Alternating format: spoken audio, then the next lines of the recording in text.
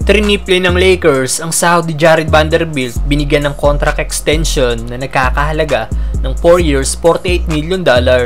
Pero bago yan, Dwight Howard interesadong kunin ng Warriors. Last season, bigo nga po ang 3 times Dipoy na makahanap ng NBA team na kanyang paglalaruan, kaya naglaro nga po muna ito sa isang team sa Taiwan. At ngayon mukhang matutupad na ang hiling ni Howard na muling makabalik sa NBA dahil ayon sa report ni Shams, nakatakda daw makipagkita ang 8 times All-Star sa GSW sa susunod na linggo.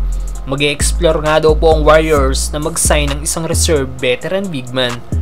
Well, kilala nga po ang Warriors bilang small ball lineup ang playing style at talagang mga undersized ang kanilang mga big man. Kaya kung makuha nila si Dwight Howard, isang valuable addition talaga ito para sa Warriors. Malaki ulit ang pagkakataon ni Howard na makatikim ng kampyonato kung makuha siya ng GSW, given na isang winning franchise ang Golden State. Gustong-gusto nga pong makabalik talaga ni Dwight sa NBA dahil sinabi nga po nito na I would love to come back to play in the NBA. Nag-enjoy daw siya sa paglalaro sa international basketball at isang one of a kind daw ang experience na ito para sa kanya. Pero gusto niya daw talaga na matapos ang kanyang career sa isang NBA team at hopefully makakuha siya dito ng isa pang championship. Samantalang Lakers, triniple ang sahod ni Jared Vanderbilt. Binigyan na nga po ng Lakers ng contract extension ng kanilang forward na si Jared Vanderbilt na nagkakahalaga ng 4 years, $48 million na kung saan nag-agree dito si Bando. Sa nasabing kontrata, fully guaranteed nga po ang sasahudin ni Bando at sa huling taon niya ay may player option pa siya. Meaning pwede niyang i-decline ang nasabing kontrata at pumasok sa free agency.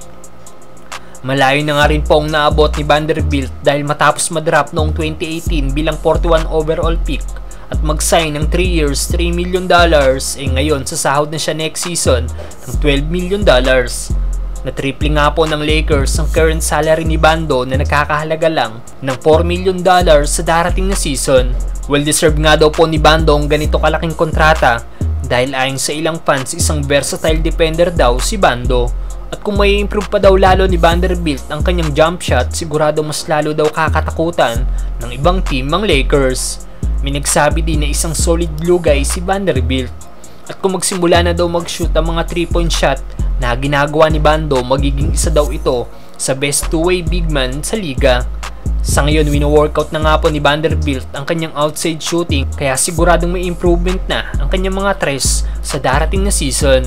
Nag-average nga lang po ng 7.2 points at 6.7 rebounds per game si Vanderbilt last season sa Lakers.